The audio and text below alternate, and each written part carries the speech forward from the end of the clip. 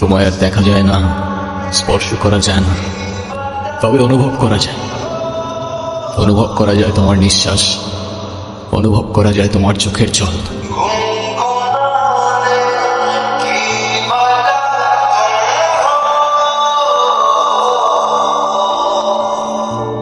অযথা এসব কেন করছো রেহান?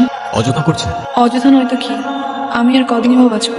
আমরা কে, কতদিন আর কতক্ষণ বাঁচবো সেটা কি আসলেই আমরা জানি রহি? হিসেব করে লাভ কি বলো? যতক্ষণ নিঃশ্বাস আছে ততক্ষণ না হয় সেই মুহূর্তগুলোকে ঘিরেই বেঁচে থাকি। আজকে আছি, কালকে তো নাও থাকতে পারি। বলো, শুধু শুধু মায়াটা কেন বাড়াচ্ছ?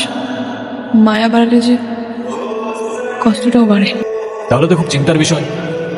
দাঁড়ো, এক্ষুনি তোমার মন ভালো করে দিচ্ছি। ভিডিও করতেছো? Yes sir. আমি তোমাকে ছবি তুলতে বলছি, ভিডিও করতে বলিনি। আচ্ছা, তুমি যে আমার সাথে এত দূরে আসছো, তোমার বাসায় যদি জানতে পারে? কিভাবে জানবে?